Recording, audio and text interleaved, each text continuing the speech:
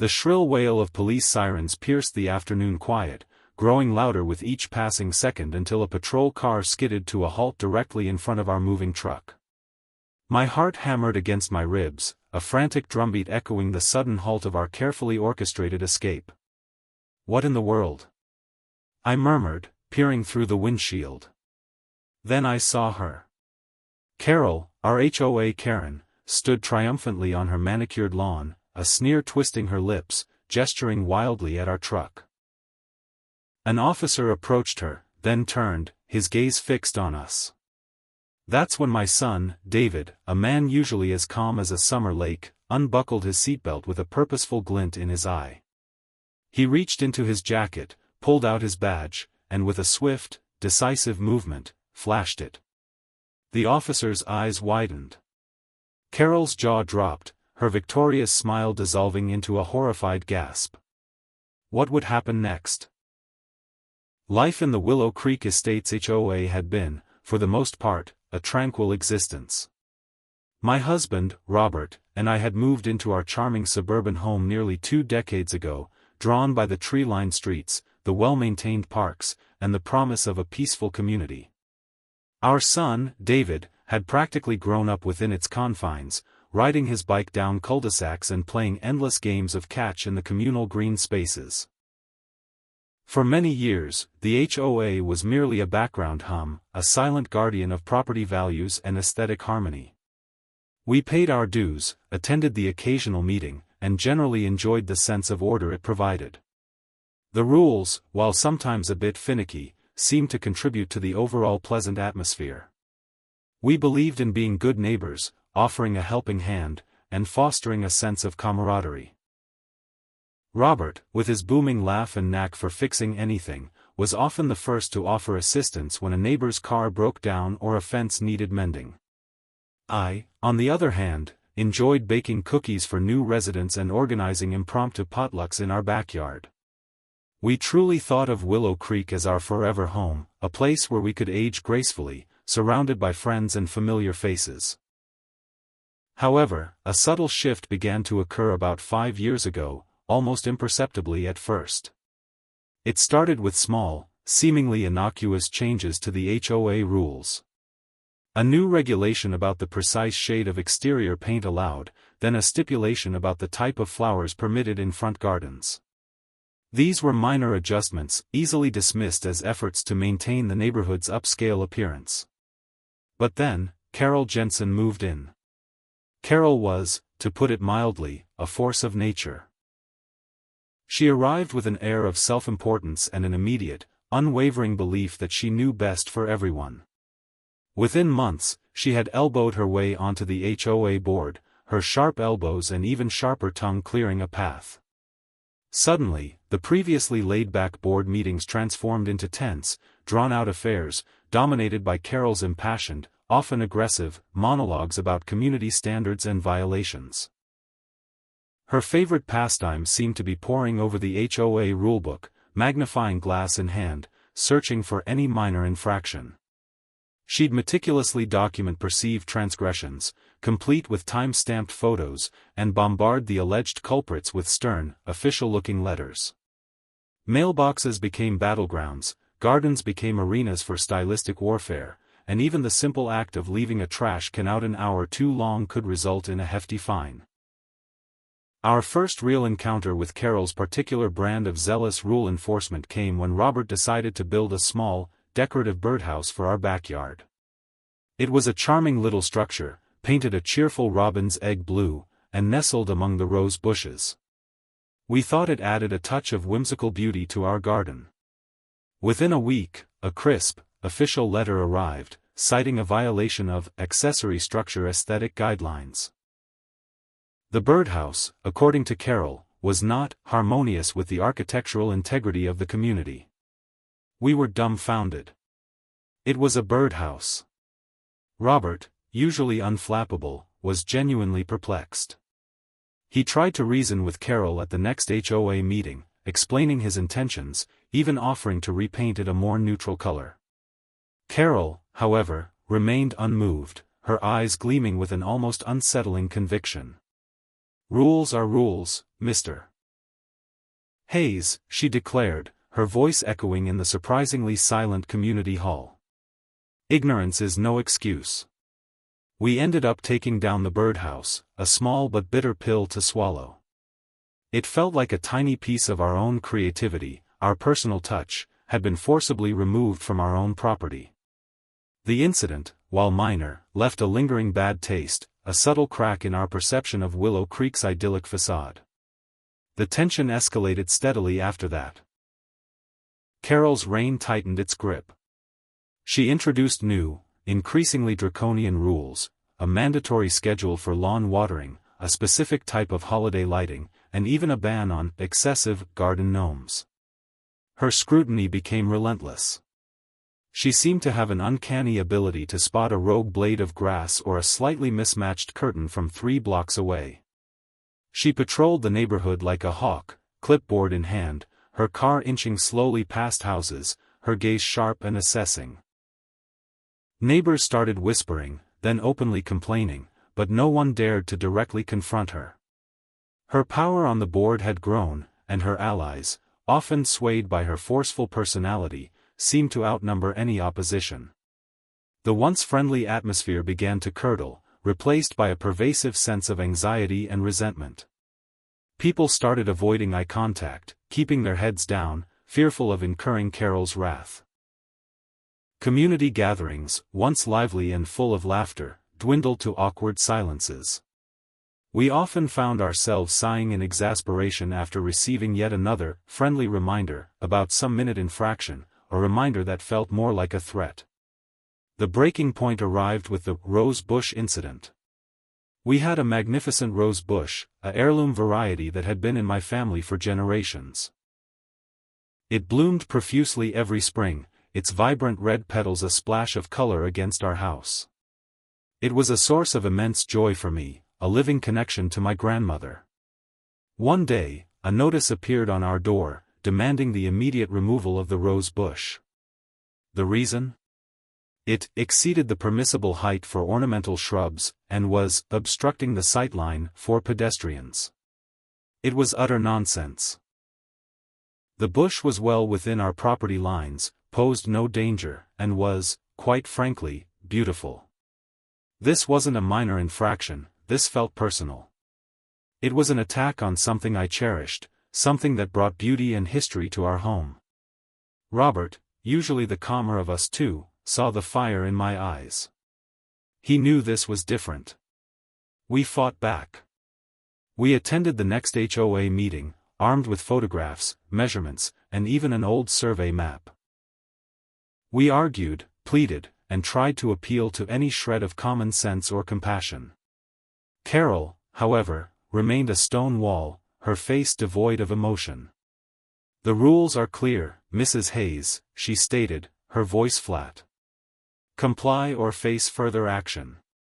The further action, she explained, would be a daily fine, accumulating until the violation was rectified.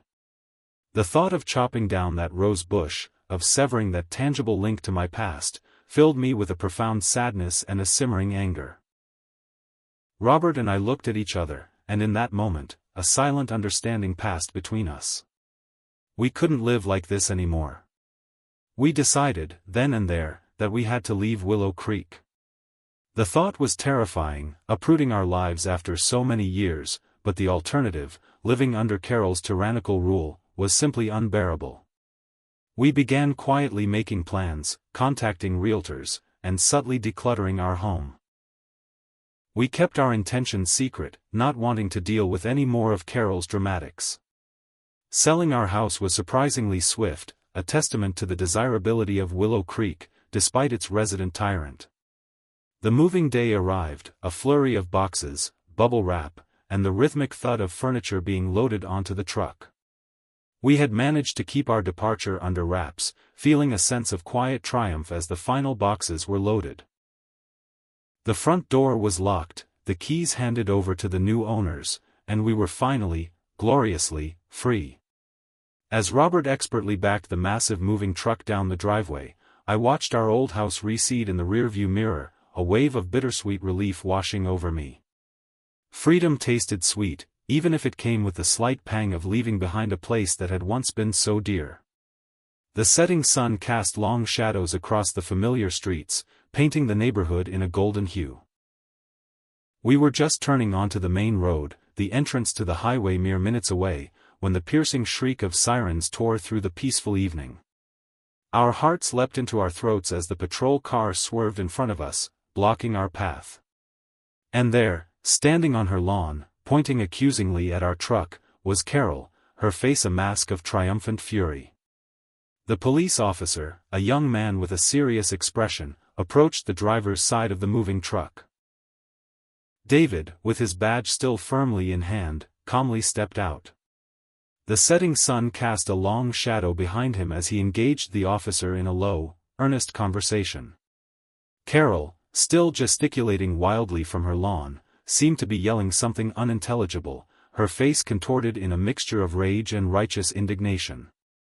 We couldn't hear her exact words, but her body language spoke volumes. It was clear she felt completely justified in this dramatic intervention. My heart pounded, but a flicker of hope ignited as I watched David. He had always possessed an innate ability to remain calm in a crisis, a steady anchor in any storm. He had chosen a career in law enforcement precisely because he believed in justice, in upholding what was right, and in helping those who couldn't help themselves. Now, watching him, I felt a surge of pride, a quiet confidence that he would navigate this absurd situation with grace and professionalism. The officer listened intently to David, occasionally glancing towards Carol before turning his attention back to David's earnest explanation. The conversation seemed to stretch on forever, each second feeling like an hour, as the last rays of sunlight faded from the sky, plunging the street into twilight. The decision to leave Willow Creek was not made lightly. It was a wrenching choice, a tearing away from years of memories and the life we had carefully built. Robert and I spent countless evenings discussing our options, our voices hushed, often over cups of tea at the kitchen table. We explored every possibility, confronting Carol directly, gathering other disgruntled residents, even consulting a lawyer about the HOA's increasingly restrictive rules. Each avenue seemed to lead to a dead end, a futile battle against a force that felt insurmountable. Carol had woven herself so deeply into the fabric of the HOA, manipulating the rules and bending others to her will, that fighting her felt like trying to swim upstream against a raging current. We loved our home, every creak of its floorboards, every sunbeam that slanted through the kitchen window in the mornings. It was where David had taken his first steps, where we had celebrated countless birthdays and holidays, where laughter had echoed through the halls. The thought of leaving it all behind brought a profound ache to my chest. Yet, the alternative was a life of constant anxiety, of walking on eggshells, forever fearful of the next arbitrary rule or the next threatening letter from Carol. The joy had been siphoned out of our daily lives, replaced by a suffocating sense of being constantly watched and judged. David, then away at the police academy, called frequently. He noticed the subtle shift in our voices, the underlying stress in our replies. He was always keenly perceptive, picking up on unspoken emotions. We tried to downplay it, not wanting to burden him with our worries, but he persisted. "Mom, Dad," he'd say, his voice firm but gentle, "something's wrong. Tell me." Eventually, we confessed, recounting the escalating saga of Carol's tyranny, the birdhouse, the constant fines, and finally, the demand to remove my cherished rose bush. He listened patiently, his silence profound. When we finished, there was a long pause. "You don't have to live like that," he finally said, his voice laced with a quiet determination. "You deserve peace. If moving is what it takes, then that's what you do." His words, though simple, were a powerful affirmation. They validated our feelings, reinforcing the growing conviction that leaving was not an act of surrender, but an act of self-preservation.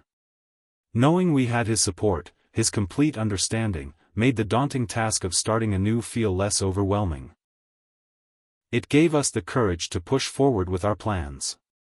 The process of selling our house was surprisingly quick, almost as if fate was nudging us towards our new beginning. We listed it quietly, hoping to avoid any direct confrontation with Carol. We didn't want a "for sale" sign to trigger another round of her meddling, fearing she might find some obscure HOA rule to block our sale or make it even more difficult.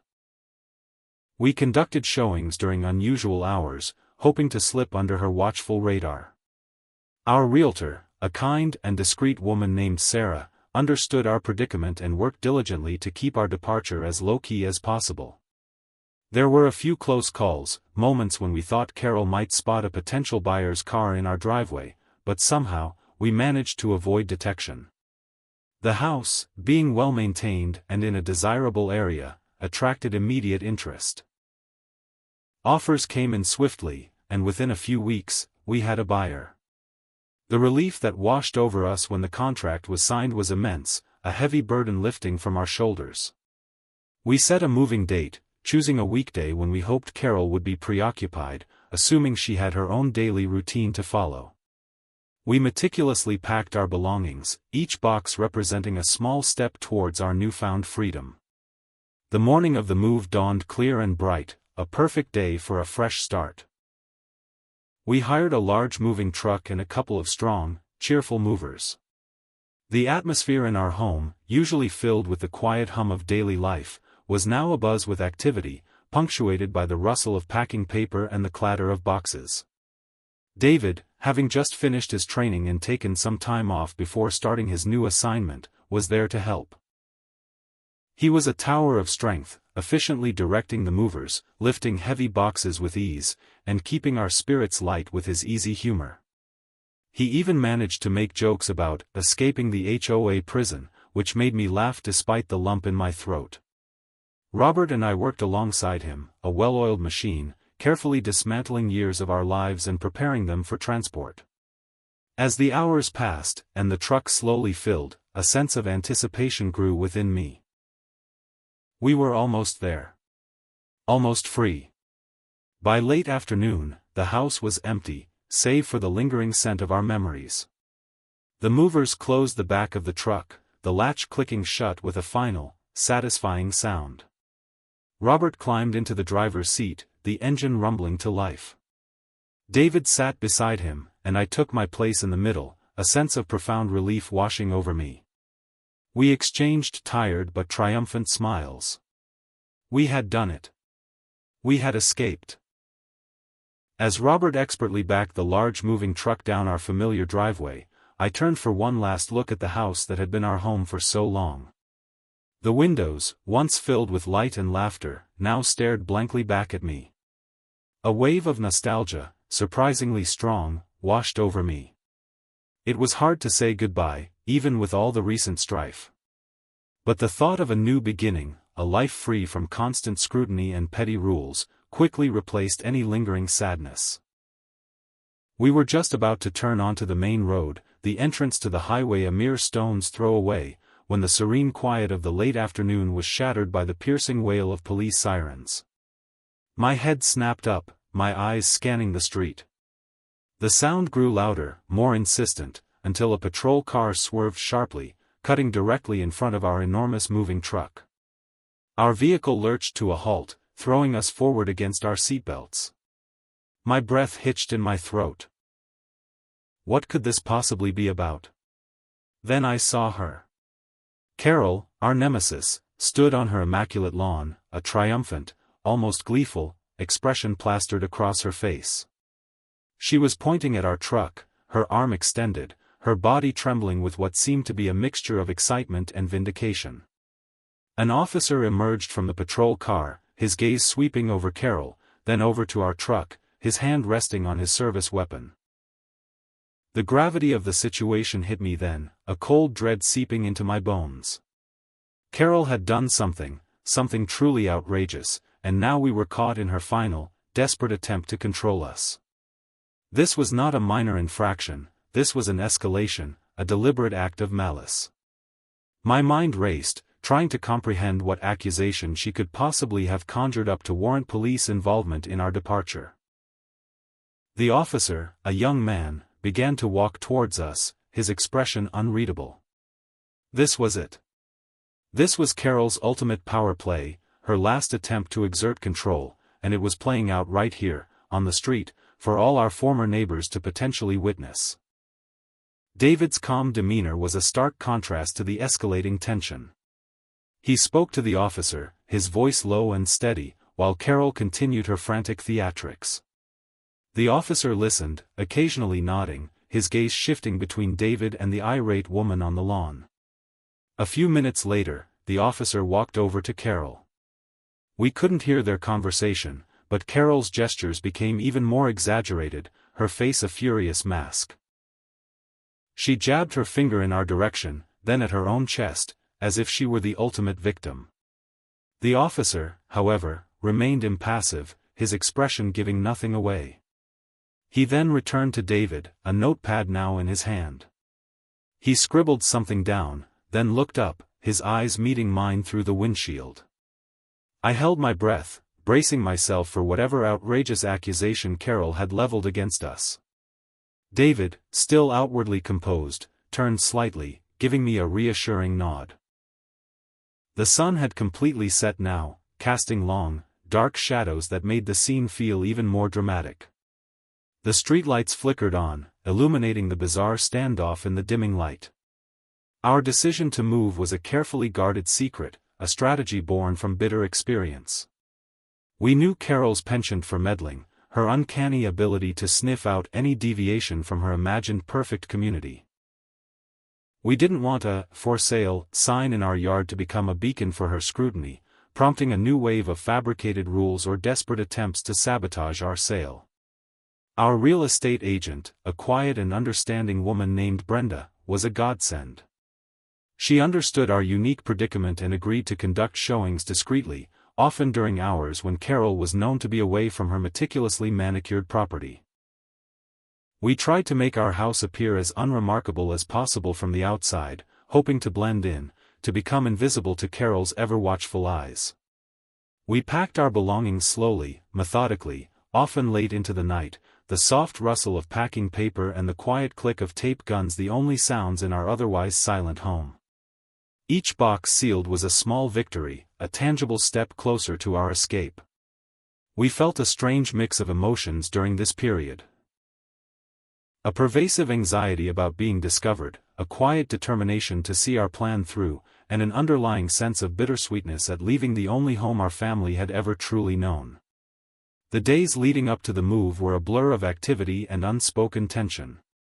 We tried to maintain a normal routine, but every knock on the door, every unexpected car driving by, sent a jolt of fear through us. We found ourselves whispering in our own home, paranoid that Carol's ears were somehow everywhere. David, ever the practical one, even suggested we change our usual route for daily errands, just in case Carol was tracking our movements. It felt absurd, living like spies in our own neighborhood, but the emotional toll of Carol's relentless harassment had left us feeling vulnerable and hypervigilant. We knew she was capable of anything, and we didn't want to give her any last opportunity to cause trouble. The house, once a sanctuary of comfort and familiarity, had become a cage, each rule a bar, each fine a tightening chain. The joy of living there had long since evaporated, replaced by a suffocating sense of dread. The thought of finally closing the door behind us, of pulling away from the curb and leaving Willow Creek and Carol in our rearview mirror, was the only thing that kept us going. It was a powerful motivator, the promise of freedom hanging like a beacon in the distance. Finally, moving day arrived. We had chosen a Tuesday, hoping Carol would be at one of her many social engagements or out of town. The weather was perfect, a crisp, clear autumn day, which felt like a good omen. We had hired a well-regarded moving company, and their crew arrived promptly, their efficiency a welcome contrast to the chaotic emotions swirling within us. David, who had taken leave from his police training for the occasion, was a whirlwind of energy, directing the movers with an almost military precision. He had grown into such a capable and responsible young man, and watching him take charge filled me with immense pride. Robert and I, though exhausted, worked alongside him, packing the last-minute essentials, carefully wrapping fragile heirlooms, and ensuring nothing was left behind. The house slowly emptied, room by room, each space becoming a hollow echo of its former self. Memories clung to the walls, whispering tales of laughter, tears, and everyday moments that had woven the tapestry of our lives. It was hard to see it go, but the overriding feeling was one of liberation. As the last box was loaded onto the moving truck, and the back doors clanged shut, a profound sense of relief washed over me. It was done. We had made it. Robert climbed into the driver's seat of the large truck, David settling into the passenger side, and I took my place between them, a silent cheer erupting in my heart. The engine rumbled to life, a powerful, comforting sound. As Robert skillfully began to back out of the driveway, I took one last, lingering look at our home. It stood there, quiet and still, a silent testament to 2 decades of our lives. I felt a pang of nostalgia, a whisper of sadness for the dreams we had once held for this place, dreams that had been slowly choked by the petty tyranny of one woman. But the sadness quickly gave way to a surge of pure, unadulterated excitement. We were free. We were on our way. The truck slowly pulled onto the street, turning left, heading towards the main road that would lead us out of Willow Creek and into our new, peaceful life. We were just moments from the highway, the promise of open road stretching out before us, when the piercing, unmistakable sound of a police siren sliced through the afternoon air. My stomach lurched. Robert slammed on the brakes, and the massive truck shuddered to a halt. In the rearview mirror, I saw it. A patrol car, its lights flashing, swerving to block our path. My heart began to pound, a frantic drumbeat against my ribs. And then I saw her. Carol, standing on her lawn, her face a mask of triumphant fury, pointing directly at our truck. The officer, a young man with a no-nonsense demeanor, approached David first, his eyes scanning David's badge. Carol, meanwhile, continued her performance on the lawn, yelling accusations we couldn't quite make out. "He's defrauding the community," she shrieked, or something to that effect. "They're trying to escape their fines." Her voice was shrill, cutting through the twilight. The officer listened to David, then to Carol, his expression a careful blank slate. He then walked back to his patrol car, his hand going to his radio. My blood ran cold. Was he calling for backup? Was this truly going to escalate into a full-blown incident? David, ever the professional, remained calm, his posture straight, his gaze unwavering. He had spent years training for situations like this, learning to de-escalate tensions, to think clearly under pressure. He was a rock, and seeing him so composed helped me keep my own rising panic at bay. I knew he wouldn't let anything bad happen. After a moment, the officer returned, this time with a small notebook in his hand.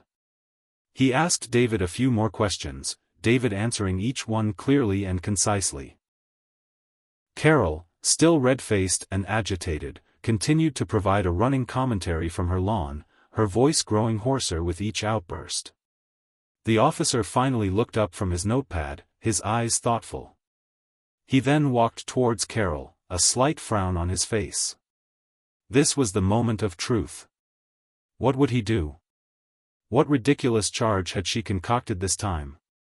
The suspense was almost unbearable. The officer's conversation with Carol was short, surprisingly so. He gestured dismissively, his body language clearly conveying a lack of interest in her continuing tirade. Carol's face, already flushed, turned an even deeper shade of crimson as the officer turned his back on her, walking back towards our truck. My breath caught in my throat. Had he seen through her dramatics? Or was he simply going to issue us a ticket based on her absurd claims? David stepped forward, ready to resume his explanation, but the officer simply shook his head slightly. He looked directly at David, then at me, a flicker of something that looked like understanding in his eyes. He said something quietly to David, too low for me to hear from inside the truck, but David's shoulders visibly relaxed. The officer then walked back to his patrol car, got in, and with a final glance in our direction, drove off, leaving Carol sputtering alone on her lawn. The silence that followed was deafening, broken only by Carol's furious, frustrated muttering. We were free. The immediate danger had passed, but the lingering question remained: what exactly had David said or done to make the officer dismiss Carol so quickly? The initial decision to leave Willow Creek was an act of desperation, a last resort to reclaim our peace of mind. We had invested so much of ourselves in that home, those memories, that the thought of abandoning it felt like a betrayal. But the constant tension, the relentless scrutiny from Carol, had eroded any joy we found there. Our conversations, once light and full of plans, had become consumed by the latest HOA violation notice, the newest ridiculous rule, or the most recent confrontation with Carol. Robert and I often reminisced about the early days, when Willow Creek felt like a true community, when neighbors helped each other without question and laughter echoed in the evenings. We remembered block parties, impromptu barbecues, and children playing freely in the streets. Those memories, once comforting, now served as a painful reminder of what we had lost. The decision to move became less about escaping Carol and more about reclaiming our lives, finding a new place where kindness and empathy, not petty rules, were the guiding principles. We yearned for a place where we could simply be, without fear of judgment or arbitrary restrictions. The process of preparing our house for sale was bittersweet. Each item we packed, each room we cleared, brought back a flood of memories. The height chart on the kitchen doorframe, meticulously marking David's growth from a toddler to a teenager. The worn armchair in the living room where Robert and I had spent countless evenings reading aloud. The sun-drenched nook where I nurtured my potted plants, a small rebellion against Carol's outdoor floral mandates. It was like dismantling a part of ourselves, carefully placing fragments of our history into cardboard boxes. We tried to focus on the future, on the blank canvas of a new home where we could repaint our lives with brighter colors. David, during his visits, would often find us looking wistfully at old photographs, our faces etched with a mixture of sadness and hope. He understood. He had witnessed the slow chipping away of our happiness, the way Carol's influence had cast a shadow over our once vibrant home. His presence during this time was a profound comfort. He didn't offer empty platitudes; instead, he offered practical help, a steady hand, and the quiet reassurance that we were making the right choice, a choice for our well-being. As moving day approached, our anxiety spiked. Despite our careful planning and efforts to keep our departure a secret, we couldn't shake the feeling that Carol would find a way to intervene, to spoil our final moments in Willow Creek. We imagined her lurking behind bushes, peeking through curtains, waiting for the opportune moment to strike. This constant vigilance was exhausting, a silent weight that pressed down on us. The morning of the move, a nervous energy crackled in the air. The movers were efficient, their cheerful chatter a welcome distraction from our internal turmoil. Robert and David worked seamlessly together, their combined strength and coordination a testament to years of teamwork. I focused on the smaller, more personal items, carefully wrapping fragile mementos, each one a tiny act of preservation. As the truck slowly filled, and our home became emptier, a sense of quiet desperation began to give way to a surge of anticipation. We were almost there. Almost truly free. The house, once filled with the warmth of our family, now echoed with emptiness, a shell of its former self. The final moments of leaving our Willow Creek home were a blur of emotion. The heavy thud of the truck's tailgate closing felt like the slamming shut of a chapter. As Robert pulled out of the driveway, I turned to catch one last glimpse of our house, bathed in the soft glow of the late afternoon sun. It looked serene, peaceful, almost as if it had never been the stage for so much silent struggle. A profound sense of relief, mixed with a touch of melancholy, settled over me. We were on our way, leaving behind the constant worry, the petty feuds, the suffocating rules. The highway was just ahead, promising a new path, a new beginning. Just as we rounded the corner, our destination almost in sight, the piercing wail of police sirens ripped through the air, shattering the peace. My heart leaped into my throat. Robert slammed on the brakes, and the truck lurched to a halt. A patrol car, lights flashing, screeched to a stop directly in front of us, blocking our escape. And then I saw her, standing on her pristine lawn, a triumphant, almost manic grin plastered across her face. "Carol." She pointed a trembling finger at our truck, her body vibrating with unbridled rage and self-importance. The officer, a young man with a serious face, approached David. Carol began to shout, her words a high-pitched torrent of accusations. "They're trying to flee," she shrieked. "They owe the HOA for all their violations. They're criminals." Her voice grew hoarse, cracking with her fervent denunciations. The officer, however, remained calm. He listened to David, who spoke quietly and clearly, then to Carol, his expression impassive. He then pulled out his radio, spoke into it briefly, and then returned to our truck, a small notepad now in his hand. My stomach churned. This was it. She had finally gone too far, escalating her petty vendetta into a full-blown police incident. What could she possibly accuse us of that would warrant this level of intervention? David remained a picture of composure, his eyes steady, his hand still resting on his badge. He had a way of radiating calm, even in the most chaotic situations, a trait that had served him well in his demanding career. He answered the officer's questions with crisp, precise answers, his voice never rising above a conversational tone. Carol, meanwhile, continued her performance, her voice now a strained screech, attracting the attention of several neighbors who cautiously emerged from their homes to gawk at the unfolding drama. The officer then walked towards Carol, a slight frown creasing his brow, and I held my breath, waiting to see what would happen next. The officer's brief exchange with Carol seemed to deflate her entirely. Her shouting tapered off, replaced by frustrated gestures, as the officer returned to David. This time, his tone was different, a hint of apology softened his voice as he spoke to David. David simply nodded, then turned to me, a small, knowing smile playing on his lips. The officer then returned to his patrol car, got in, and with a final, almost imperceptible shake of his head in Carol's direction, he drove away. We watched him go, then turned our attention back to Carol, who stood alone on her lawn, her shoulders slumped in defeat. The triumphant glint in her eyes had been replaced by a look of stunned disbelief. She seemed to shrink before our very eyes, her self-important posture crumbling.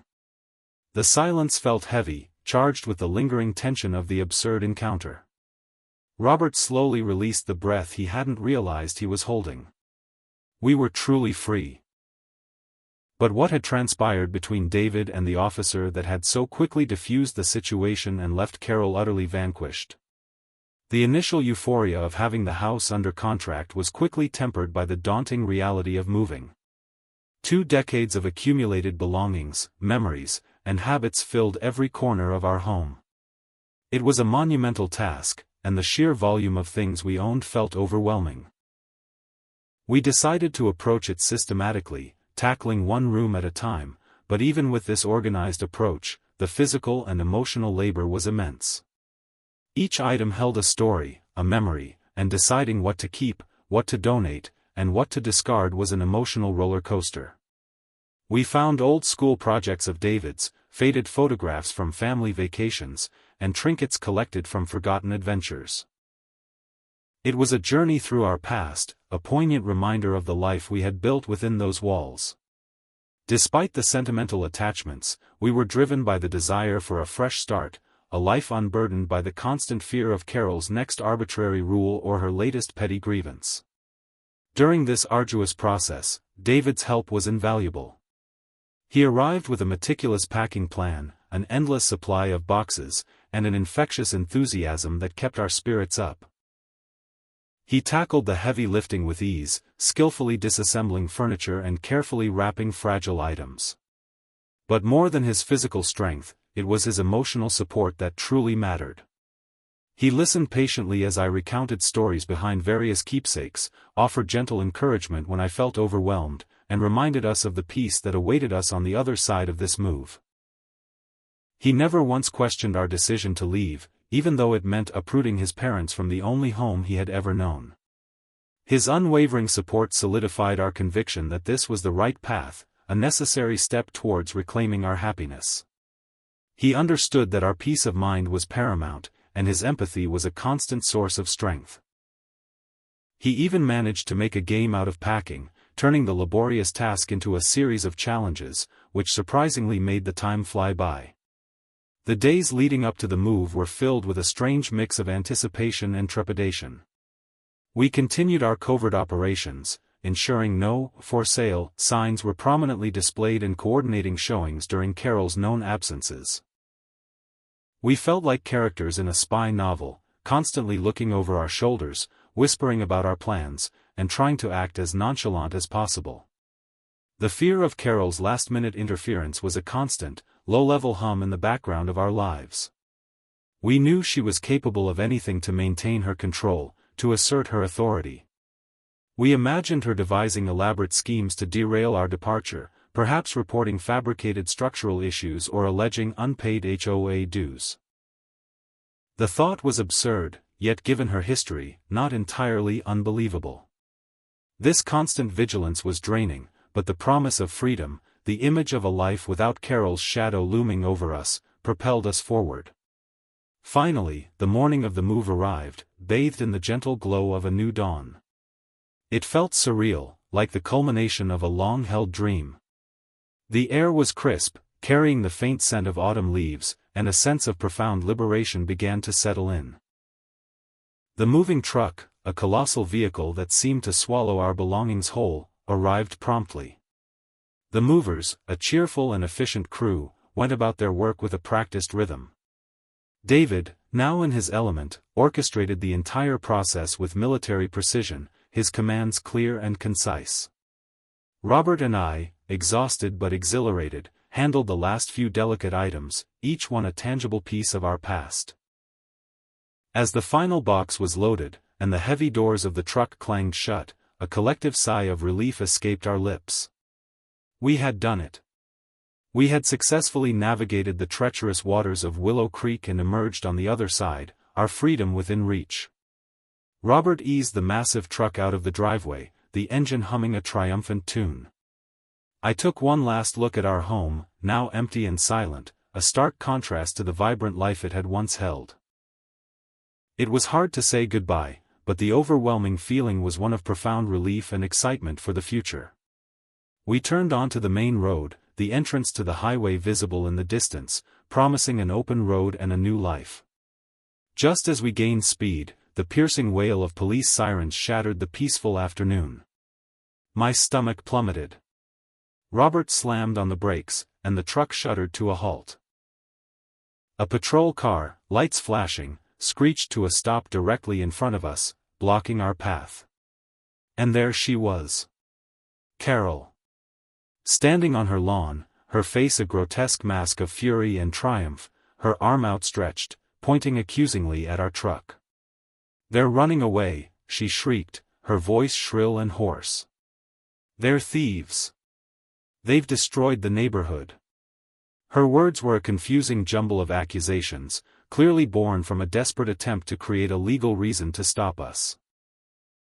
The young officer, having walked towards David, listened intently as Carol ranted, then turned his gaze back to David, who remained impeccably calm. The officer then returned to his patrol car and spoke into his radio, his voice low and serious. My heart pounded. What was he doing? Was he calling for backup? Was Carol's outrageous lie somehow convincing him? David, sensing my anxiety, gave me a small, reassuring smile, a silent message that everything would be all right. He then stepped out of the truck, his posture straight, his hand still resting on his badge. He waited patiently for the officer to return, his eyes fixed on the younger man, a picture of quiet authority. The officer approached David again, then glanced at Carol, a flicker of what looked like exasperation crossing his face. This was it. The moment of truth. What would be the outcome of Carol's desperate, malicious act? The officer, having listened to David's calm explanation and likely assessing Carol's increasingly agitated and nonsensical accusations, finally turned his full attention to her. He spoke quietly but firmly, and we saw Carol's shoulders slump further. Her triumphant sneer evaporated, replaced by a look of sheer bewilderment, then growing fury directed not at us, but at the officer. She seemed to realize, in that moment, that her grand performance had utterly failed. The officer simply shook his head, a faint, almost imperceptible sigh escaping him, before walking back to his patrol car. He gave David a nod of respect, a subtle acknowledgement of David's authority and perhaps the absurdity of the situation. With a final glance at Carol, who now stood utterly defeated on her lawn, the officer drove away, leaving her alone in the fading twilight. The heavy silence that descended felt like a palpable sigh of relief, a collective exhale from our truck. We were truly free. But the question that hung in the air, heavier than the evening mist, was how David had managed to so effortlessly dismantle Carol's desperate scheme and turn the tables on her so completely. The initial few days after deciding to move were filled with a strange mix of exhilaration and immense sadness. It was like tearing a page from a deeply cherished book. Robert and I found ourselves wandering through each room, touching familiar surfaces, remembering laughter and quiet moments that had unfolded there. We recalled David's childhood, the marks on the doorframe charting his growth, the worn patches on the carpet from countless games. Every object seemed to whisper a story. We knew leaving was necessary for our peace, but the emotional cost was undeniable. Our discussions often turned to where we might go next, what kind of community we sought. We pictured a place where neighbors genuinely cared, where kindness was valued more than strict adherence to rules, where a birdhouse could simply be a birdhouse. David, ever our beacon of pragmatism and support, helped us sort through the emotional clutter as much as the physical. He reminded us that memories were portable, carried in our hearts, not tied to a physical address.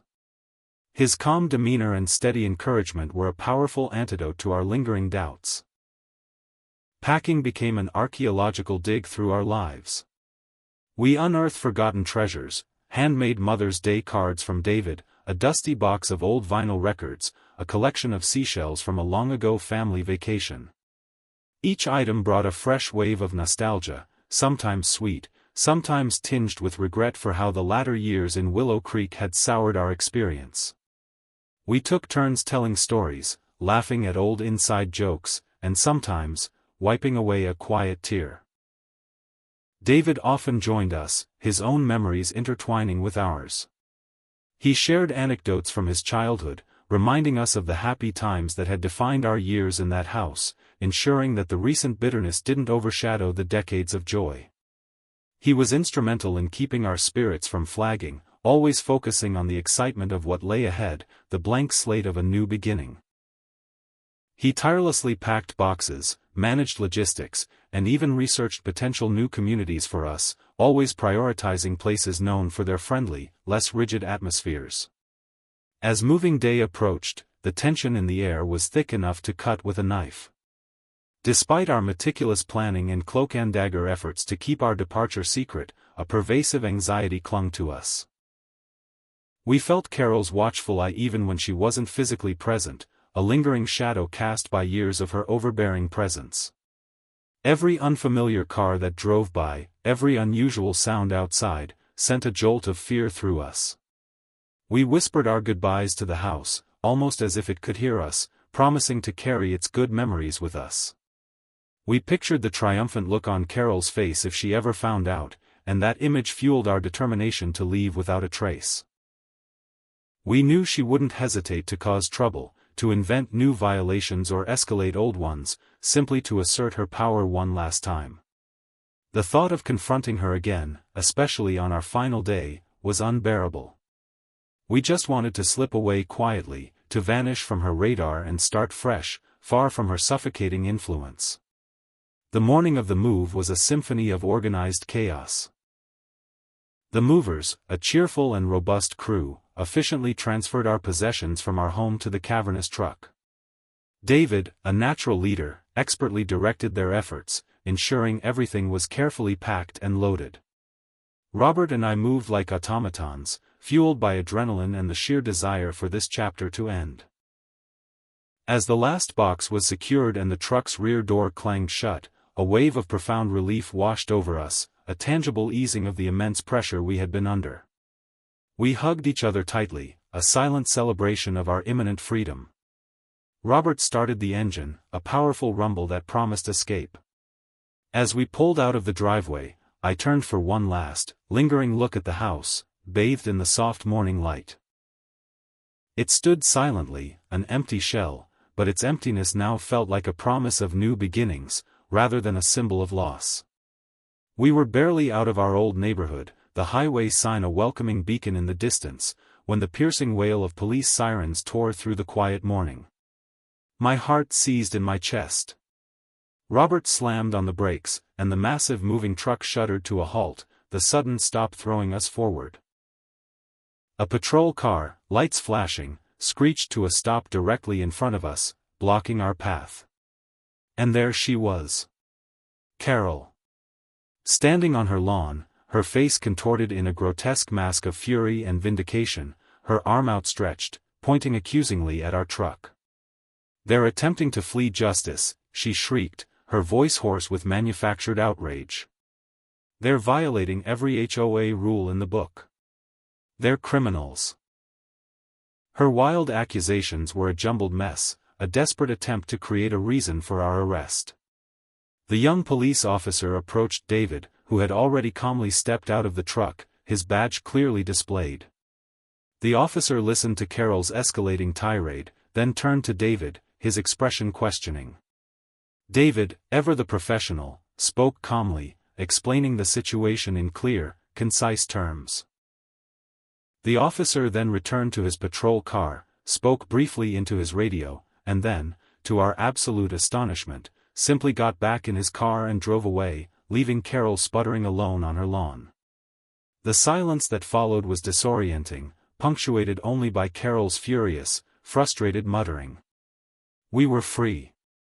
The immediate danger had passed, but the bewildering question remained: how had David, with such quiet authority, managed to completely neutralize Carol's final, desperate attack?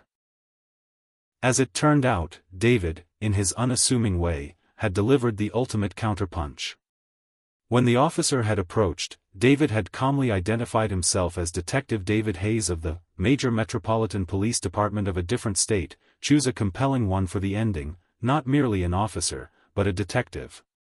He then explained, in his steady, professional tone, that he was currently on leave, assisting his parents with a private move.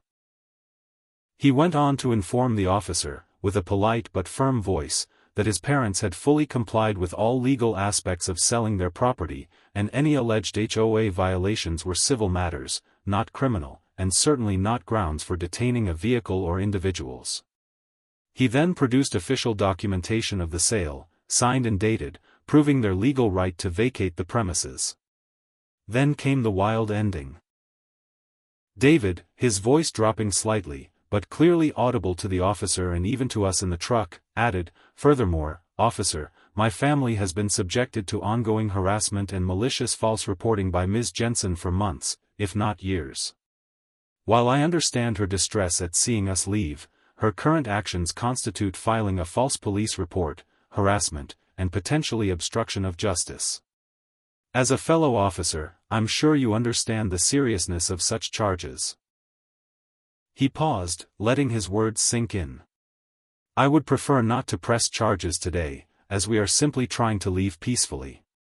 However," David continued, his gaze unwavering, "if Ms. Jensen continues her current behavior, or attempts any further interference, I will be compelled to file a formal complaint with your department, including a detailed account of her repeated false accusations and harassment, complete with sworn statements from my parents and documentation of her previous actions.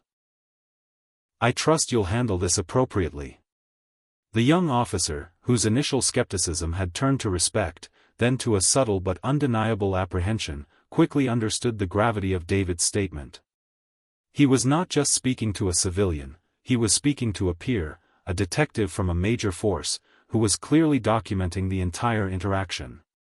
His demeanor towards Carol had instantly shifted from polite listening to dismissive authority. He knew that if David followed through, it could mean serious trouble for Carol, and potentially for him if he didn't handle the situation correctly. That's why he had simply told Carol to back off, and then, with a curt nod to David, returned to his car and drove away, wisely choosing to avoid any further involvement in Carol's self-made legal quagmire. Carol, left standing alone on her lawn, jaw agape, finally comprehended the magnitude of her blunder. Her attempt to weaponize the police had backfired spectacularly, not only failing to stop us, but now potentially leaving her vulnerable to serious legal repercussions. She had called the cops to take us down, but her son, a detective, had flashed his badge and, with a few precise words, had ultimately taken her down. Our new life, free from her reign, began at that very moment, driving away from her stunned, silent defeat.